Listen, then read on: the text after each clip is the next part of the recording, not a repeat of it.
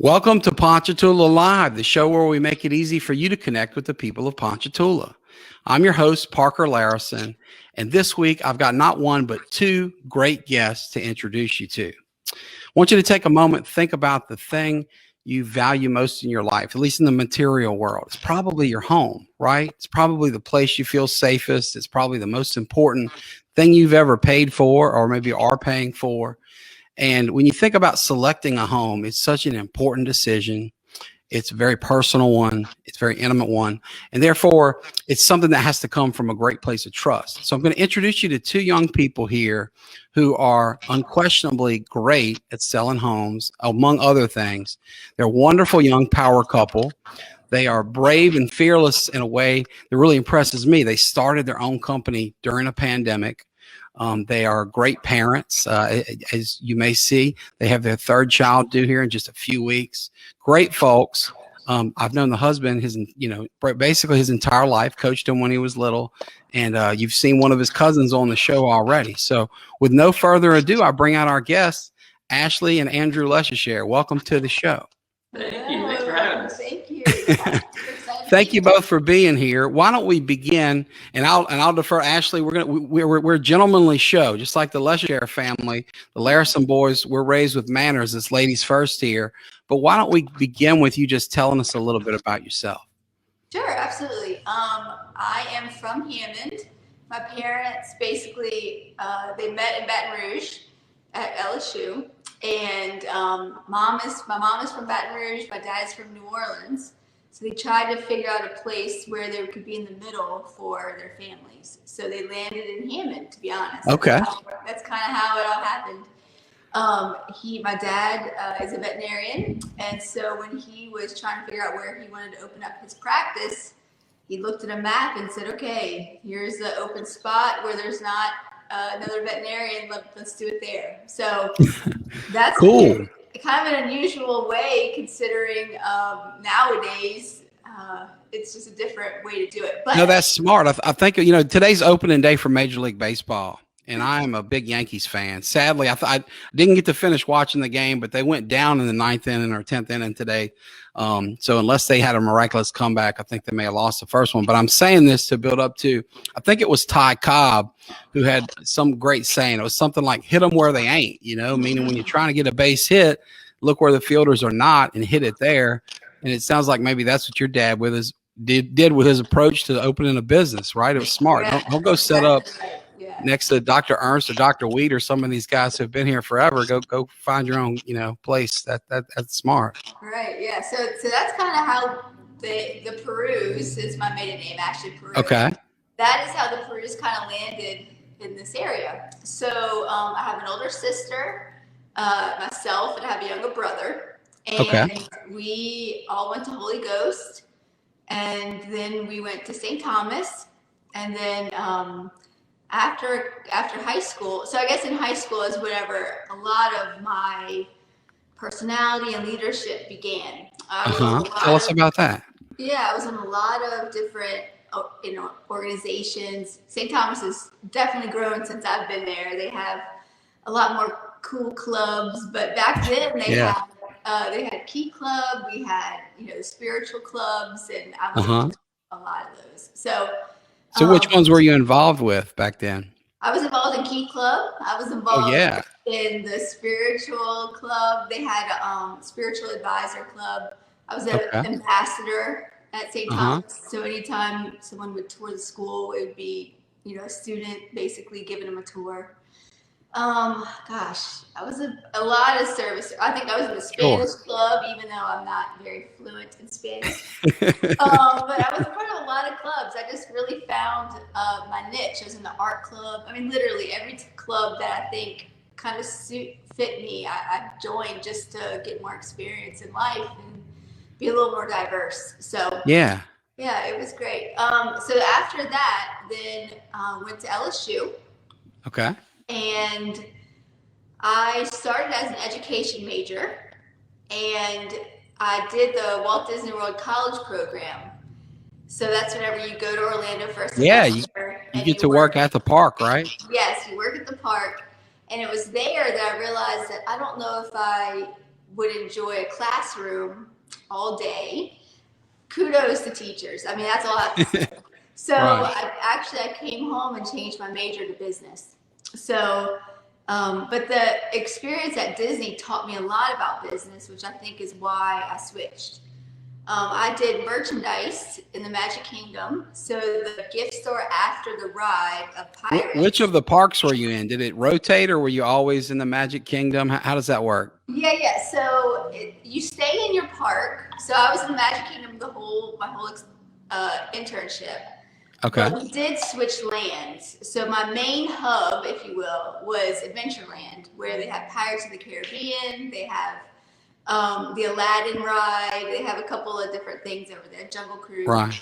But I was mainly in the gift shops. And so I was the one that was selling the guns and the swords at the Pirates, or I was selling unique items. But I did. Well, in that very room you're in, just a month ago, my two little boys who share a birthday only 5 days apart, they had a pirate themed party here. So for one very long Saturday, we had kids running around with swords and eye patches, and they made me walk the plank. So the things you're describing are near and dear to my heart. That sounds like a lot of fun. It was a great time. I made a lot of friends from all around the country, and I learned a lot about business. And my management team, they were awesome because they would let us in on the tips and the tricks and the secrets of why we were moving this register here, or why are we moving this merchandise here. And so it made our jobs more enjoyable because we understood why. Right. So that was really unique and cool. So whenever I came back, I was like, I think that's what I want to do. I want to figure out business and strategy and implement things like that. So, well, did that Disney magic, if you will, did it inform how you guys run your business now? Because I've read some great business and leadership books that are based on what Disney does. Because if you've ever been to that park, to the Magic Kingdom or any place there on the campus, you know that it's just incredibly well run. Every cast member, employee, if you will, is got a smile on their face. You don't see trash anywhere. I mean, it really is pretty magical. And I would imagine that type of, structure would help in business, real estate. Tell us, has that kind of molded who you are as a businesswoman, as a leader? Yeah, absolutely. I would say a lot of the ideas we implement are based on some of those strategies. So granted, we're not a theme park. Obviously, we're not selling.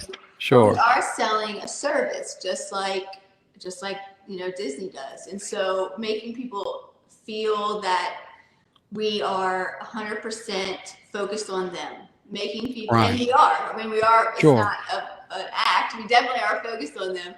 But creating the experience. Right. It's just because buying a home can be stressful at times, and so for sure. Say, okay. Let's really think about how they feel, what they're going through, even though it's not our home or our financial things. Right.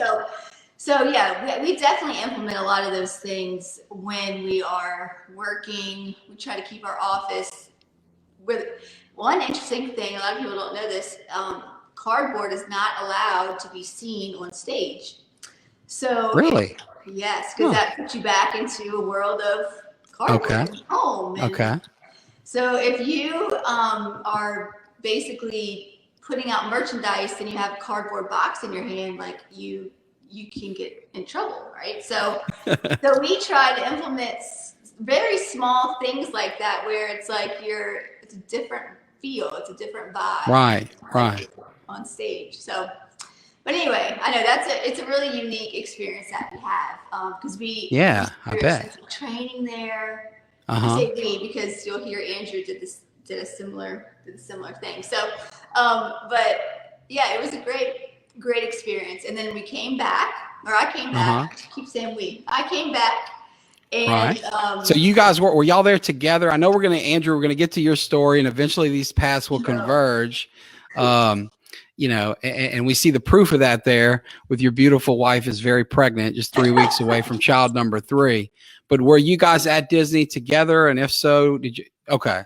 No. I'm sorry to interrupt your story, Ashley. I just didn't know whether we were there yet. Okay. So. I know it is. It's confusing because we both did it, but different times. I know. Right. But so then I went back. We to have a LSU. double Disney couple here, but not at the same time. You know, I know. parallel paths, if you will. Yeah, it's interesting. I will say I had influence on it, but on his experience. So I came back and then I finished college, but I finished in marketing instead of education. Okay. So did you stay at LSU? Is that where you finished? I graduated from LSU, and then it was kind of off to the races to find a job. So, but I will say, with my dad starting his own business, it was a whole family affair. So I remember, helping my parents cleaning cages at like 8 or 9 years old. We had a very unique childhood because of that. We had a great childhood. We got to be around animals a lot, and we would, of course, the animals that was he a small animal vet, big, both? Yes, what were y'all dealing with? Yes, small animals. Yeah. So dogs, cats, things like that. Yeah, dogs, cats. We fostered a lot of squirrels that were found on the side of the road. That fell out of the nest. Birds. We did a lot of. And it's funny because Andrew will say, like, you had such an interesting childhood, because we would talk about at the dinner table, a patient that came in that, wasn't in good shape, and, we were able to help the animal. So we had a very interesting childhood for sure. But seeing my parents in that role where they were business owners, they were entrepreneurs, they said, okay, we have to. Now, you say your parents, did they work together? Was she part of the clinic too? Yes, okay. Yes. So my dad was the veterinarian and my mom was the office manager. Okay. So but they always joked, the only thing my mom didn't do was practice medicine, but she did everything else. She did payroll, she did the HR of the business. Yeah. She did everything. So we were able, myself and my siblings were able to see what work it took to have a small business, how community involvement really mattered, how all these little things that they would do and make people feel got them where they were. And so we were able to really see that. And it's interesting because my brother is an entrepreneur, myself and my sister is, always thinking of new entrepreneurial ideas. And you mentioned you're the middle child of those three. What type of age gap are we looking at here? So my sister is 3 years older than me, and then it was myself, and then I have a brother who's 4 years younger than me. Okay. And what fields are they in? You mentioned they're entrepreneurs. What kind of businesses are we talking about? Yeah. So my sister, she's actually a pharmaceutical sales rep, but for the animal side, the animal health side. Okay. So our childhood obviously has helped her in her industry. Sure, yeah. Over 10 years now, long, long time. And my brother, he actually has a brewery in New Orleans called Miel. Very cool. Yeah, so he's been open for over a year now. Okay. Way over a year, I guess. 2 years now. And he and his... Well, just so you know, when I interviewed Trey Harris about his strawberry farm, he followed up by sending me a flat of berries. So since we're talking about this beer, maybe, hint, just saying, right? You want some animal medicine? No. You got me, Andrew. Exactly. Yeah. Touche, my friend. Well played. Yeah, but no. So he's in New Orleans on Ponchatoula since 6th, and they've been doing great. And the pandemic has definitely affected them, but they've implemented new ways and strategies to where people can come pick up beer, and so it's a different industry for them for sure. Yeah. Very cool. This is such an interesting story. And one of the things you mentioned, taking a quick step back, at Disney, you talk about the focus they had on the experience of the person there, the customer. Here at Ponchatoula Live, we have a focus on our viewers. So I want to take a quick moment to share comments here down below, as you can see. And one of our former guests, our mutual friend, Mark Verbois, says here that he loves the LeSaicherres. Y'all are a great couple and a true asset to Ponchatoula and the surrounding area. And I could not agree more. Mark, thank you for chiming in. Folks, if you're watching live now, you're going to get a real scoop here. next week, as you know, we got Easter coming up, and the following week is spring break at my kids' school. And so we are taking a week and heading to the beach. So Mark Verbois will be the upgrade host. He's going to be pinch hitting, and he will host Ponchatoula Live next week.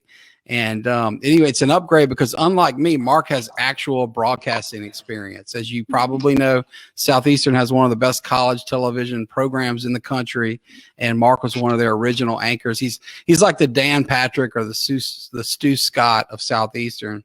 So we're real excited about that. But Mark, thanks for chiming in. Certainly agree with your comment on the couple here. And Natalie Powers Lemoyne says, "Hey, hi, Ashley and Andrew." So Ashley, Andrew, I know you guys are looking at a little bitty screen on a phone, so I don't know if you can read those or not. But folks, if you're watching, if you have a comment, if you got a question, a comment, anything at all you want to say, please put a comment down below. We'll do our very best to bring it back up. So Ashley, I'm sorry I kind of interrupted your story. We're post-college years now, talking family, entrepreneurism. Why don't you tell us a little bit more about yourself? So I guess after college, then I started working at the family business for a little while, trying to figure out what industry, where I wanted to go. And so where did your mom put you? She's the manager there, the general, if you will, while your dad's practicing veterinary medicine. I know sometimes that first job after college can be, a letdown sometimes because you graduate and you feel like you should go straight to CEO. Right. And I don't know, maybe that happened at this veterinary clinic, but what were you doing? Let's get specific. No, I was basically, I think I was a receptionist for a while, but when you're a part of a small business, a family small business, I should say, it's literally whatever is needed. So there is I'll never forget, I think my shift started at noon or something, and I was like, oh, I get to sleep late, a college kid, I'm a post-college kid. And I remember getting a call at like 7:30 saying, so-and-so is sick. I need you. Right. So it was literally whatever they needed. And not that glamorous. No, if you don't mind, I'm going to interrupt you briefly to tell a personal story of mine, because you've just hit this issue on the head, and it's a little bit embarrassing, but a little bit funny. So like you, I wasn't quite at graduate level, but I think when I was a senior in college at Tulane, I decided I wanted to go to law school. I'd gotten into law school, and my older brother's law firm offered me a job. And so I went there. I was working, maybe 2 days a week in between classes. And first day I show up, start shirt, maybe even wore a tie. I was all excited for my first day in the law. It was my career. And you know how you feel at that age, very self-important and, entitled, if you will. And I show up in their office. They have this great office in downtown New Orleans, right next to Gallier Hall, where Mardi Gras floats come to a head. But it can get a little tough down there at night. So long story short, they have a stoop in the front of the office. And during the night, somebody, you probably dealt with a lot of animal messes at your job. This did not appear to be an animal other than a human. Someone had defecated on the front steps. So literally my first 5 minutes into my legal career, my first job as low man on the totem pole was to go clean that up. So when my employees get to the office now, I'll tell them about my first day. And I say, look, I promise if somebody does that on the front steps here, I'll be the guy handling it. You won't have to do that. But anything short of that's possible. So, yeah, family businesses can be tough is my point. And I'm sure that, you learned that the hard way like I did. So please continue. And I'm sorry for the diversion there. No, that was a great story. No. Yeah, definitely lots of and so I think that's definitely helped with parenting because it doesn't faze me, like I grew up in that world. And so it doesn't, like any child that has a mess, it's like, right. I don't even think about it. I'm already picking it up before Andrew could even say, oh, look, so. Right. But, and we mentioned you've got your third on the way. What are the ages of your other two children? Would you like to answer? Stephen is 3.5. Okay. Will be 2 next week. Mm-hmm. Oh, neat. Okay. Yeah, this one due in 3 weeks. That's really exciting. My boys are 5 and 3, and I know that it's a wild ride. So you guys are just a couple years behind on that journey, right? It's the best is yet to come. We wish you well on that. So yeah, Ashley, that makes sense. Working in a family business with 2 siblings, mom, dad, and then coming back dealing with all those messes. That would be great parenting, preparation. So you were talking about working at the family clinic. How long did you do that after college, and kind of what did you do next? Oh yeah, I'd say about a year, and I did a lot of marketing. So things that I learned in school, I was able to help and implement. That's when I started realizing my passion for community and passion for volunteerism. I mean, I did a bunch of that. Yeah, tell us about that. College, but there was a lot of, at the time, the practice was, we would of course, sponsor a team sport, or they would do things like that, throughout my whole life. But it wasn't until I kind of jumped in that I said, we really probably should do a little bit more. So we started donating to animal shelter, donating dog food. We were just more involved. And then it would say, okay, well, we need to, everyone knows we're doing these things in our office, but not the community. And so this is before social media, or right after social media came around. And so it was like newspaper, writing articles, doing things for the community. And so I was there for about a year, and I obviously did everything that was needed, plus a little bit of those things. And then I got a job at the New Orleans Convention and Visitors Bureau. So I worked there for quite some time, about 2 or 3 years, and it's hospitality. So it was all about, and it's very similar. I guess every job I've ever had, I mean, there's a task everywhere you go, but generally it's very similar in that it's all about the people. It's all about experience. It's all about how you make people feel. And I didn't realize that until, I guess, around that time, where I've said every job I've had has been focused on others and making them happy. So I really enjoyed that job. And then I guess I'm not even bringing Andrew into this, but well, I was wondering when y'all would meet. No, we met way before I know that. it was at least 9 months or 8 months ago, but other than that, the timeline's getting blurry. Sorry, I forget that She can tune me out easily. No. Andrew, I can relate. I am married to what I, call an explainer. My wife loves to explain away, and as an introvert, I'm happy to let her do that. So I know that you're well enough to know that you probably don't mind, but at some point, we are 22 minutes in here. We probably should at least your name's on the front here. That's good enough. Yeah, let's talk about that. Let's get into the love story. When did you guys meet, and tell us about that? We met. Well, Andrew, I guess you can take some of this. So I obviously grew up in Ponchatoula. I went to St. Joseph, kindergarten through 8th, and then I went to Ponchatoula. Yeah, I saw you cutting eyes at Ashley when she talked about her Holy Ghost years, man. Yeah. When the tape comes back, Ashley, you're going to see how he was looking at you. It was not a nice look. Sure, I'm sure. We're still heated rivals.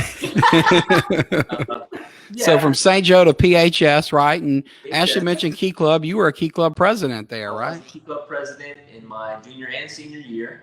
Oh, wow. A 2-termer, man. That's impressive. You're like, So very impressive. I also played soccer, not well. And that's pretty much all the involvement I had, because the Key Club took a lot of my time as president. But, were you the first 2-term president? I was president in 95, and I was not aware of any 2-termers like you. Maybe. Yeah, that's pretty cool. We'll have to check the archives. If somebody else out there wants to dispute that, I'm just going to start saying it. We're here with the first and only 2-term president, and if I'm wrong, challenge me. Let me know. Come on the show to tell us about it. But we'll throw that distinction at you until we're proved otherwise. Perfect. That's awesome. If you can represent me in any lawsuits, then of course I'll indemnify you all the way, man. I got your back. Yeah, so I was involved in a lot of that. That took a lot of my high school time, which was a blast.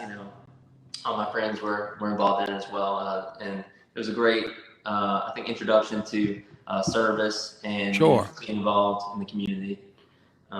Well, you mentioned your friends being involved. Who did you run with coming up? We had your cousin Jeff on the show. He's one of my good buddies, and of course, we're all so proud of him. He's incredibly successful. He's got this giant real estate law company, and we had one of his best friends, probably his single best friend, Kevin Rayford, on the show a few years ago. And everybody who's come on, you're probably our fourth, maybe fifth Key Club president. They all kind of enjoy talking about their buddies from the good old days, other board members. Yeah. Oh man. I feel like just everyone I went to high school was in Key Club, but just some of the guys, I guess, like let's see, man, there's too many to, I don't even know where to start. And Corey Gonzalez and Trevor Bergeron. Yeah, two great guys. Yeah, I coached Corey, and man, Trevor's a great kid. Man, I love those guys. They're coming on the show, actually. Yeah, they're booked already. Yeah. So just all those guys. That kept it fun, and it feels like a long time ago now. I graduated high school in 2003, so okay, it's been some time. But just to cool. Move forward a little bit, I went to LSU as well. Okay. And were y'all there at the same time? I didn't get Ashley's years of attendance, so I didn't know whether the age. Ashley's one school year ahead of me. Okay. That's my nice way of saying she's older than me. Yeah, nice. You better be a very nice way right now. She's carrying all the heavy lifting these days for you guys. Sure. So we met in 2004 at LSU. Okay. We grew up Ponchatoula and Hammond. We never met. We had a lot of the same friends. And my roommate at the time was Will Warner. He went to Hammond High. He was very involved in their Key Club. And we met at something called the Fall Fest at LSU, which is before the first home game. There's a big thing in the quad where they have the band and they have a bunch of free food. And some of my mutual friends that kind of ran into some of Ashley's mutual friends. And we kind of all started talking. And then everyone kind of started, leaving. And then it was just me and Ashley and one of her friends. And we talked for a while. I didn't get her information or anything like that. Playing hard to get, because we know you were interested. Look, you've got it locked down now, man. You can keep it real. What was the play? And I was looking just fresh. Oh yeah, his hair was longer. It was like my hair was longer than hers. Yeah, it was past his shoulders. I mean, he was not looking great. Let's just say. Can we get a pic there? I'm going to say, if anybody's got a picture of that era, post it in the comments below. You will get a free Ponchatoula.com t-shirt if you pull that off, folks. If you go to Ashley's Facebook, I think it's one of the pictures that pops up. So we gotta track that down. Yeah. And actually so after that we left and we didn't have any information from each other. The next day at the football game, we ended up sitting right next to each other. Just coincidentally. Oh, that's cool. And that picture that I was talking about where I had long hair is that day. It's the second day that we met. Yeah. Wow. It was totally random. I mean, it was like, and I think he was faced the other way. Does this picture look familiar, folks? Is this what we're talking about? How cool is that? Look how young. Oh my gosh. I can tell you that was September 4th, 2004. Wow. Very cool. Very cool. Yeah. And it was great. He was looking the other way, and there was a spot, and you know how it is at football games, you just go wherever. You just, as a kid, a college kid, you don't care. You just wherever. And then student section, man, it's a different way of life in there. It's a free for all. Yeah, and so when we both realized, wait, didn't I just meet you yesterday? And we had a blast. I don't even think he got my phone number then either. I think he was still playing cool. That was cool. Yeah. Wow. That air just really existed. I knew she would be back, so. Oh my gosh.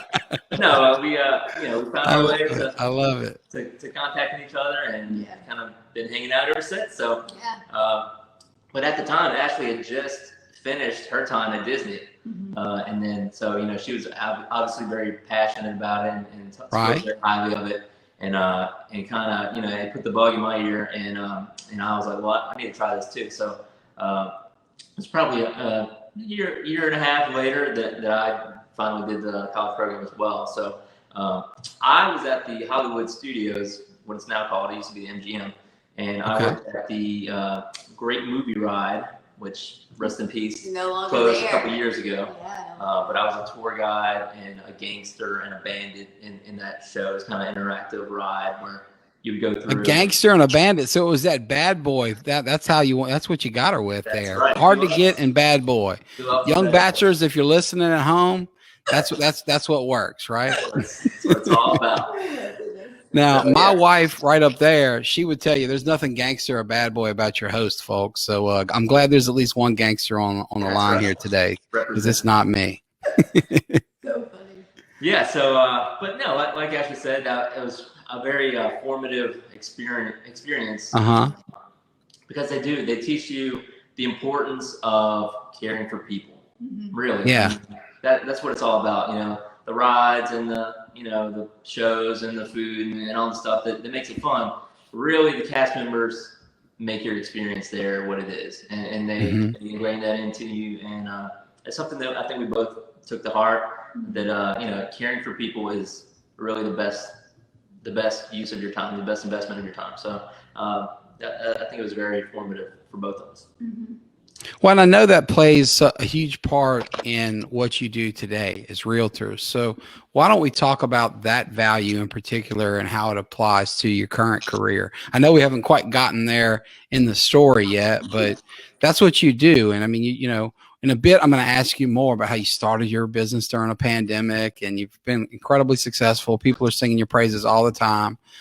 Just a few weeks ago, one of our guests was really talking you guys up. So, you know, tell us about that. How does that work for you? Why is it so important for you? And why should it be so important to people that are looking for a realtor? Yeah, absolutely. I think it's key. When you have someone that truly cares about your big life decisions, it shows. And so we've all have had experiences where, not necessarily with real estate agents or realtors, but just where, you know, people are just indifferent and it shows. And so we strive to treat everyone as what they're doing, and their questions are so valuable, because without those questions answered thoroughly, they're left in the dark. So I think we really focus on people and making sure they feel comfortable with the process. We will explain things to you 16 times because we know it's, you know, there's a lot. It's just a very personal experience. As I think you mentioned, you know, it's probably the biggest transaction someone will have in their life. Right. It's probably the biggest part of your net worth. It's the most important and possibly most permanent decision you make, other than who you marry. And you know, so it's naturally there's a lot of questions, a lot of stress, a lot of pressure, and you know, we do it day in and day out. So you know, we get used to it, but we always keep in mind that this is not something that everyone does every day. Right. So it's very important for us to put their needs first, their questions, you know, just give them peace of mind in the process, because it's just a huge deal for them. There's a lot. You make a great point. They're not doing that every day, right? I mean, I see that in my practice. I'm an injury lawyer, so people come to me after they get in a car wreck, and when you've done 1,000 of these over the years, as I have, and you do 100 plus a year, it's routine. I mean, you got an 8-hour day, and it's going to be full of car wreck issues. But to that client, it's their only one possibly, and it's the kind of center of their universe, and they're worried about all the things they worry about. And you know, same thing with buying a home, right? It's a really big deal to them, and it's so important that you dig in and really care. Speaking of caring, folks care about you guys. So a few friends here have chimed in. Derek Eat says, "Wow, he got a kick out of your hair, Andrew." But he also congratulates the two of you on all of your success. Derek, thanks for watching the show, man. Great guy, great family. We got a LeSaicherre here saying hi. Oh, that's cool. We got a little family action. And then Ben Richardson. This is probably, you know, did you go to school with Ben, Andrew, or was he more your brother Kevin's age? Yeah, Ben is my brother's age. Okay, so Kevin, you know, Ben is kind of my adoptive brother. His brother Will's my best friend for life, and you know, he and Will are the two godfathers to my children. So he asks here, who's my favorite brother, and why is it me? Well, Ben, of course it's you, because you're the only one that watches the Ponchatoula live show. That's easy. I'm sorry about that, folks. So sorry to interrupt our talk of real estate here, but I wanted folks to see that we do see your comments. We thank you for chiming in there. So let's talk about the start of your business. And I'm going to bring up another Facebook photo here. This is you guys receiving an award from the Ponchatoula Chamber of Commerce. Is that right? For opening a business during a pandemic. Tell us about that. What inspired you to do that then, what it was like, give us the full rundown on opening a business during the COVID pandemic. Well, I think there's a lot of factors that went into it. One is just timing, because I'm not sure if people know, but when you're a real estate agent in Louisiana, you have to have your license held by a broker for at least 4 years before you could become a broker yourself. Okay. So we did that for. Yeah, Andrew, if you don't mind, give us a little education real quick. Let's define a few terms here: broker, realtor, real estate agent, hustler who's selling houses on the side, whatever. Let us know who's who, so that we can more fully appreciate what a broker is, what realtors are, why it's important to use a licensed realtor, a licensed broker, et cetera. So a real estate agent, so you have to take a course, and then you have to get a license. You have to pass a licensing exam with the state. So you're not allowed to do any sort of real estate activity without a license, which is selling houses, buying houses, referring buyers or sellers, or right. Even property management. You can do a little bit, but not a lot of it. So you have to have a license, and then a broker is someone, as I kind of mentioned, that in Louisiana has had their license for at least 4 years, and then you take an additional test, an additional licensing test, and then at that point you're able to sponsor other agents. So you can have agents where you hold their license, and ultimately you're liable for their transactions. You guide them, and you make sure they're compliant in all their transactional work. A realtor is essentially a real estate agent that pays their dues to the local board, basically to be on the MLS. You don't have to do that, but I'd say 99% of real estate agents do that, because that's how you have access to the information. Sure. So a person selling real estate that's not a realtor would be at a real disadvantage, because they wouldn't get that MLS info. Is that right?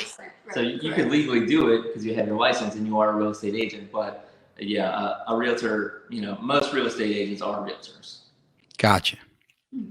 Well, no, I appreciate that. And please continue with the story. You were talking about the timeline of opening and how you have to have 4 years under your belt before you become a broker. So I take it that to mean that your 4 years came up around that time. Is that right? Our 4 years, my 4 years, we started at the same time in 2016. So 4 years means, hey, legally now I can move from realtor to broker. I can own a real estate firm, but that happens during a pandemic. Just because you can doesn't mean you should. You still have to have the courage to open this new business that employs not just one half of the family, but both of you. Sure. You got 2 little kids. Tell us what that decision-making process was like, and how did y'all come to the great decision that you made? Well, I mean, not to downplay it, but I think as a real estate agent, you are your own business anyway. It's very entrepreneurial. Gotcha. It's you're 100% commission sort of employment.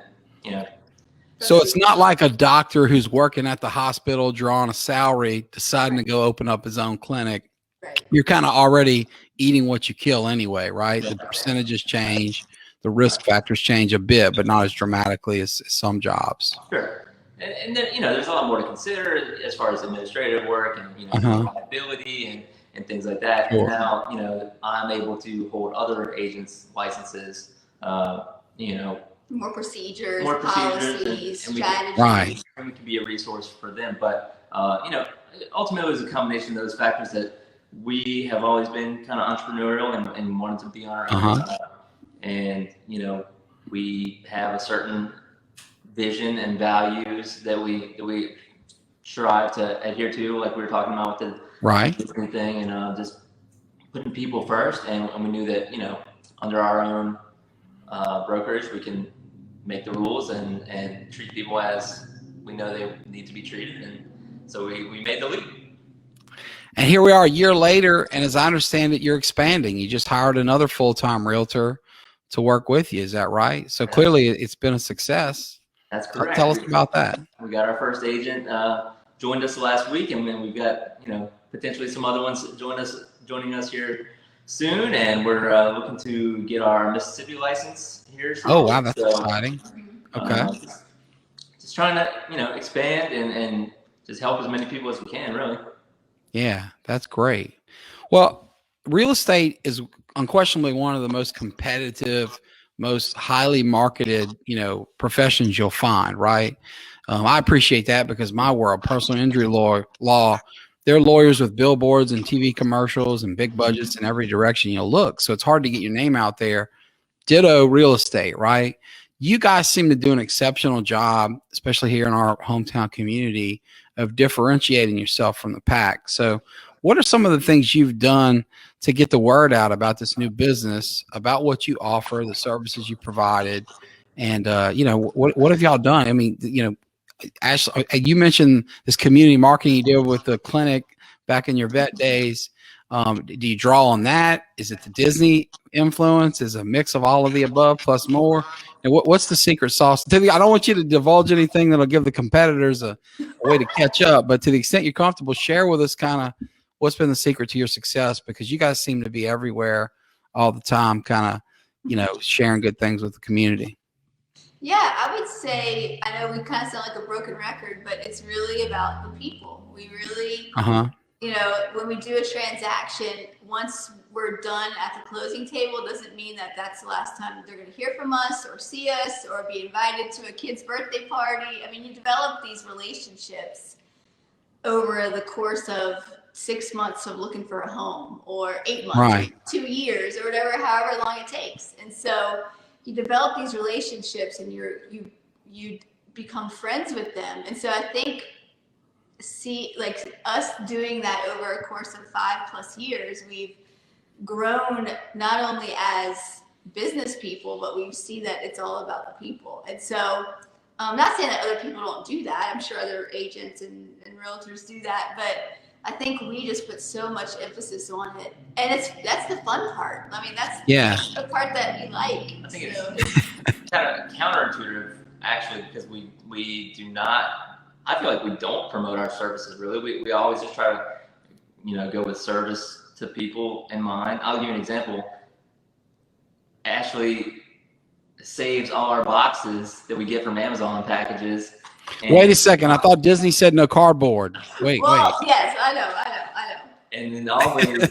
So what did you do with them, Andrew? When people are ready to move, hey, do you want some boxes? And that's great. Constantly coding boxes around, which is a little thing, but people appreciate it, and we just want to help people make it. But it's an important thing because people need that. Yeah, right. So I think it's. I mean, we're flattered that people appreciate what we do and have favorable things to say about us, but really we just want to provide value to them, and if that's helpful to them, then it's helpful to us. Well, Andrew, you say you're talking about providing value to people. Ashley, you said, I think, it's all about the people. Tell us about the People Project, because to this, I think was posted today. This is one of many profiles that you guys have done of folks in the community. Tell us about this project, what inspired you, and just kind of share it with us, because this is really neat. It's available not only on your website, but on your Facebook pages, I'm sure other social media places. Mm-hmm. Tell us about the People Project. People Project actually came up. We were, of course, at the dinner table and talking about work and business, and it's hard to get away. And we're just talking about, there's a lot of people that we, due to busy lives, that we want to see more and get to know better, but it's just really hard to pin it down and hard to say, hey, let's go get lunch or whatever. So it kind of stemmed from that. I said, I really like so-and-so, but when would I see her? We're fortunate to meet a lot of people that we have not known before and get to know their stories. and then but you only see kind of a tidbit of their lives. Right. So there's people that we've interviewed that we've known for a long time that we didn't know a lot of these things about. I mean, it's like in depth, like the Ponchatoula Live. But you don't have an hour to kill, right? I mean, it's a different format, but but the content is gold. I was thinking, I noticed it because you did one on Becky Peavy, and let me see here if I can find that and bring it up for everybody. But everybody knows Paul's Cafe. It's probably the iconic business of Ponchatoula, the most popular business in town, possibly.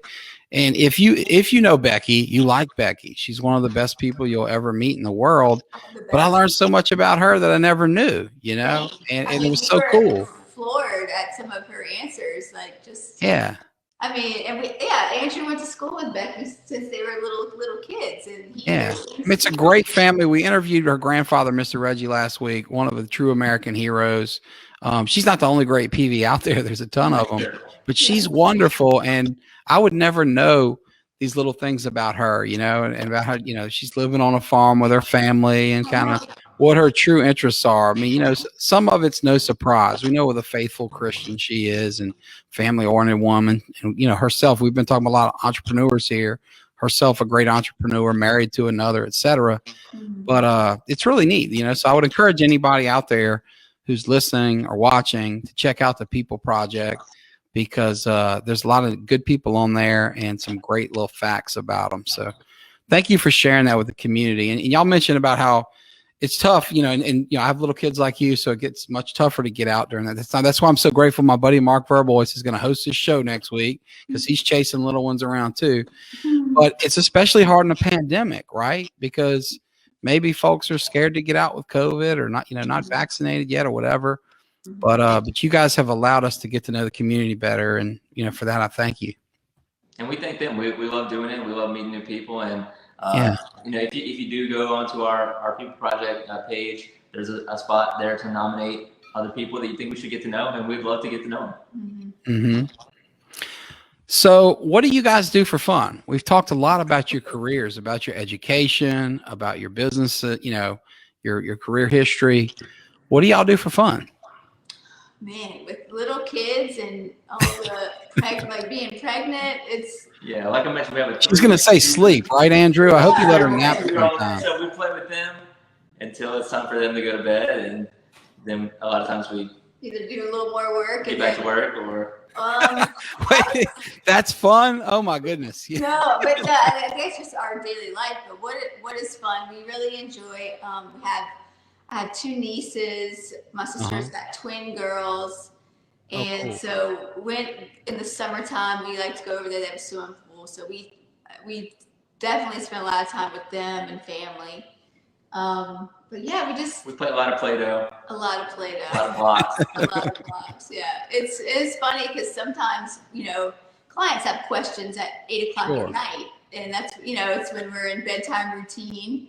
And so there's a lot of okay, Andrew, you finish bathing the kids. I'm going to go answer this call because this is a big deal. So we do a lot of tag teaming. But as far as fun goes, I feel like we need to schedule more fun. I know that sounds kind of silly, but I guess in our phase of life, we just are focused on kids and business. And then we figure once they can... Look, I admire your priorities. That's how it ought to be. Yeah. But why don't we do a little dreaming here? What about when time allows for it? You have this great family. You mentioned siblings and parents, and they can babysit. So when your beautiful 3 kids are off with their cousins and playing with the twins, if you had the time and your clients are taking a pause, what would you do? Oh. I'd say we love to travel. I think we knocked a lot of it out, or some of it out before we had kids. So we don't feel like we are missing out. Were y'all married for a few years before you started having kids? How long? How much time did y'all have to do that? Yeah, we like I said, we've been together since 2004. Yeah, that's what I was thinking. But we got married in 2014, and then we didn't have our first child until late 2017. So we had a couple of years. We went to Europe and Rome and Paris and a few fun places. And traveled the U.S. I think we like to get back to some of that Yeah. Further down the line. Sounds really similar to my house. Brandy and I were also married for several years before we had kids. And I went to some of those same places. In fact, we discovered our firstborn in Paris. She told me about that while we were on the little balcony looking at the Eiffel Tower. It's magical. So that sounds fun, but you're right. It's hard to do with a pack of little ones in tow. Yeah. But it can be done. It's certainly done. I mean, as far as like fun though, I think it sounds so cliche and silly, but as long as we're all together, we have a good time. Just silly things always are happening, and so yeah. Very cool. Very cool. Let me ask you a little bit about mentors, because it's clear to me that you two have been very successful, that you have very strong family lives. Andrew, I knew yours kind of coming into it, having coached you and your brother and been buddies with your cousin and seeing the LeSaicherre family in action so long. Ashley, it's been a pleasure getting to know you. And I've heard just a great family story there too. But outside of your family and the folks that you've mentioned, who have been some other influences in your life that have helped you along the way? I would say, going back to my high school and Key Club days, like I mentioned, I spent a lot of time doing Key Club stuff. Right, me too. So Mr. Danny Williams, he's the best. A pillar of the community. For sure. But, I spent a lot of time at his house talking about Key Club stuff, but, those are a lot of things. Did he still have the president's chair? When I was there was kind of a chair.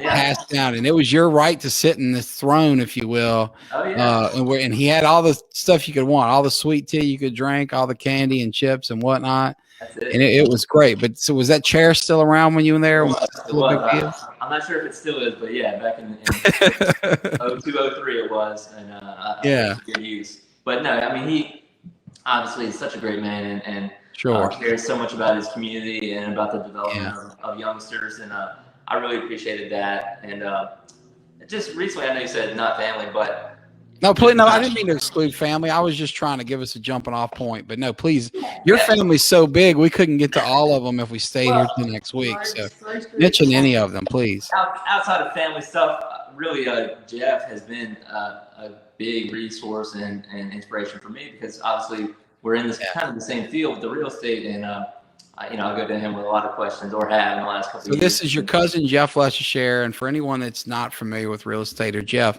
first of all, there's a great episode. You can hear Jeff's story, Ponchatoula Live. We did that a few months ago. But Jeff is, without a doubt, the preeminent. I was thinking about this a while back when I was introducing Jeff to a friend. I wanted to introduce him as maybe the top real estate lawyer in the state.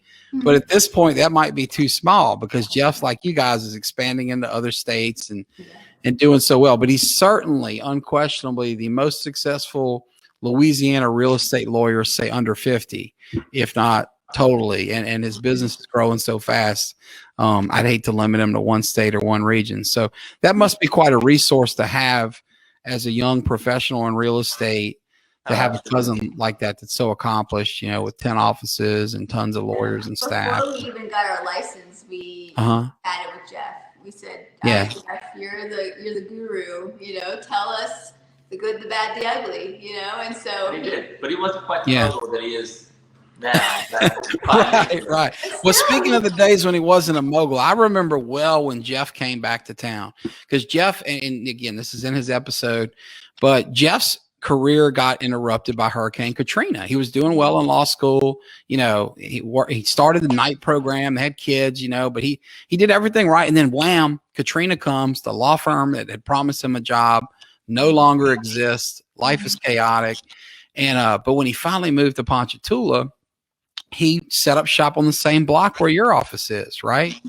And he had this little tiny one-room office. And he would struggle to get, so I remember a month with 7 closings would pay his bills, 10 was like a banner month at first. And of course, now he does 10 times that in a month. But it's a great inspiration of kind of small, humble beginnings to go move on to bigger, better things. And I can't tell you how much I admire your cousin. He's a dear friend of mine. But it is inspiring to know that it didn't start that way. This is not some rich kid who inherited his daddy's big thriving business. He and Martha, built it up. And I give Martha credit too, because in those early days, she was working that front desk, Yeah.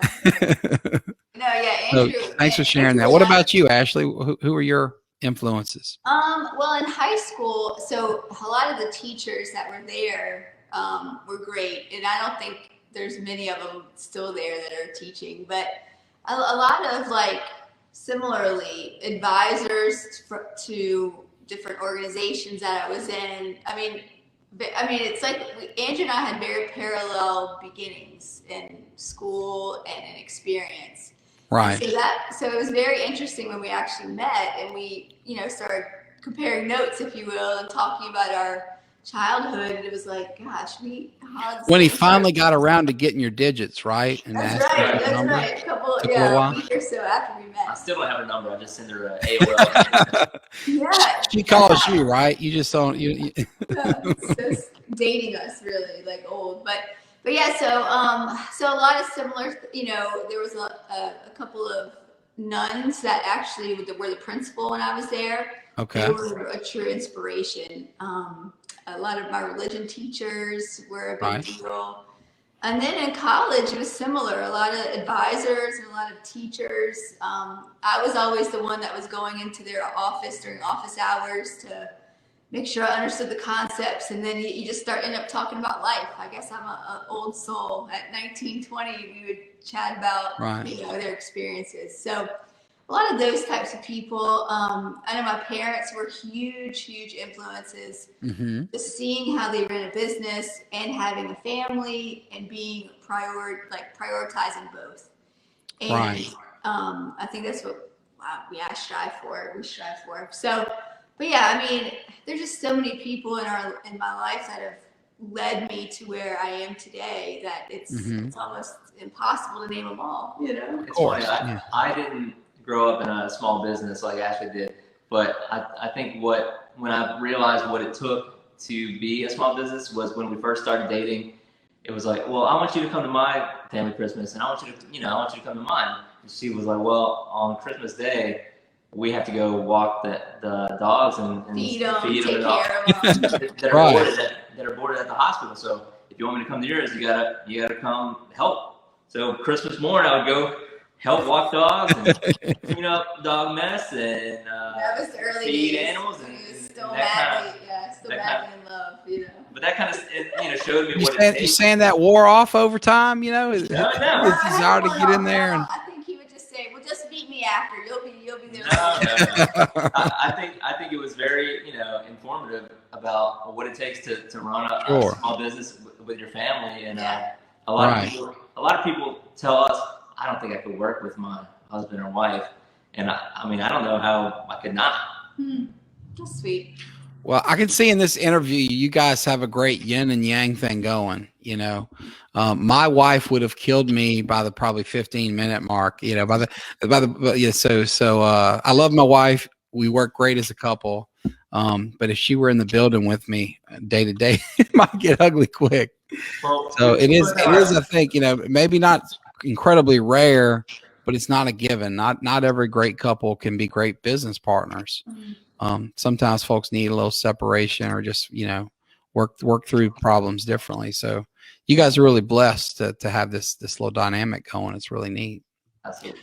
Tell me this. We've talked a lot about your journey, and we're nearing the end here. I told you I'd get you out of here in an hour, and I know you have kids to get back to. But I would love to hear about your advice for other young entrepreneurs. We've heard about this journey from the school system and young mentors through Disney and LSU and, early career. But if you could go back to your younger self, or more realistically, talk to other young folks that want to get where you are one day, what advice would you give them? Do you want to go first? I would say take the risk. Mm-hmm. What it's like. Most people know what it's like to work for someone else, and some people love that experience, but some do not. I feel like when I was working for other people, when I was at work, I was constantly thinking about not being at work, and when I was not at work, I was constantly dreading having to go to work. Even with good jobs, good jobs, you're fine. But I felt like you're stuck in this path, and you're limited to what you can do. And I think now with the mindset I have is, just take the risk. You're not getting any younger. If you fail, you can always fall back, on a normal job, or you can try again. But sure. Just put yourself out there and have faith and rely on, people that care about you, and they'll help you succeed. Mm-hmm. That's very LeSaicherre advice. I think if we played the tape on your cousin Jeff's interview, he would have said it almost exactly the same. You guys are kindred spirits. Ashley, what about you? What would your advice be? Similarly, obviously, but to piggyback, don't be afraid to try. Don't be afraid to meet new people. And even if you're a little introverted, and you're not gonna put yourself in a bad position by having more friends and right. putting yourself out there in different social settings or professional settings. Whereas it's easy to say, okay, well, I'm just going to stay home or do this. I would say, just go. Yeah. And it's, what do they say? 90% of life is showing up. So just show up and just. Yeah, it's a Nike thing. Just do it. Go for it. Yeah, just try. And like, we always say, what's the worst that can happen? I feel like we say that to each other a lot. What's the worst that can happen? Yeah. And then it's like, well, I guess then nothing. Yeah, start over. Yeah. Right. So, but no, I mean, just treat people the way you want to be treated. Mm-hmm. I mean, all those cliche things, but that's reality. I mean. Yeah, well, they're the classics for a reason. They're cliches for a reason because they're true, right? Similar question, but let's shift from the professional realm to the personal. You guys clearly have a great relationship. Y'all have been together, since I think you said 2004. You're, great parents. Baby number 3 is coming soon, right? If you could go back in time, talk before baby number 1, or if you were talking to a young couple that's about to enter parenthood or the next big step, what advice would you give on how to be such great parents, great husbands, wives, etc.? I'll go first. I would say learning your partner's strengths and weaknesses is very important. Okay. Learning if they're introverted versus extroverted, learning about them and the core of why they think the way they think. So it eliminates a lot of confusion. It eliminates a lot of emotional dramas that could pop up in your life, and that helps with parenting as well. So whenever I see that, Andrew needs a break, then I say you need to just go and take 30 minutes and do what you need to do. I don't care what it is, just go take 30 minutes. And then he comes back a different person. But if I didn't know that he needed a break and he would get frustrated, I would get frustrated, and the kids would see that. It just turns into a not fun, pleasant. Yeah, a vicious spiral, if you will. Right. So there's a lot of we just learned each other really well before we had kids. And I think that has helped in all business, kids, marriage. It's helped us a lot. Andrew, what would you add to that? Before we had a kid, I had no kid experience. I don't think I've ever babysat. You never changed a diaper? I don't think I've ever changed a diaper. Oh, wow. And I wasn't scared about that, but I think I just didn't even know where to begin with, developing a child, or what to even say to, or like how to interact. And now I would just say, just be there, just love on them, because like that's all they want. Yeah, all they want, no matter what you do. They don't care what you do. If you're around, if they can jump on you, if they can play with you, like spending time with them is, it's great for me, but it's their favorite thing. So that's one easy thing that you can do, is just be there for them. Yeah, great advice. Couldn't have put it better myself. Well, folks, Ashley, Andrew, I want to thank you guys so much for sharing your time with us, because I know when you own a business, when you have children, things are time's busy, right? I mean, you just mentioned, what do you do for fun? It's family stuff. There's not time for much else. So the fact that you shared an hour of your time to be with us here with Ponchatoula Live really means a lot to me. I want to say thanks. Is there anything else that either of you would like to share before we go? Anything on your mind, on your heart, just anything at all? I think just now is a time with, COVID and the pandemic, that we really just need to treat each other with a lot of respect and just know that everyone has a different situation and just know that everyone is doing their best. So just be there for people and help them the best you can. And, it doesn't take much to make a difference in someone's life. Yeah. Well said. Well, thank you for that. To our viewers, thanks for sticking with us the full hour. We will be back here next week again with an upgrade on the host front. There's no way to upgrade on the guest front, right? Sure. These guys have been fantastic, but you will see a better host sitting in this chair. Mark Verbois will be here with you next week, next Thursday on Ponchatoula Live. So thank you for tuning in, and we will see you then.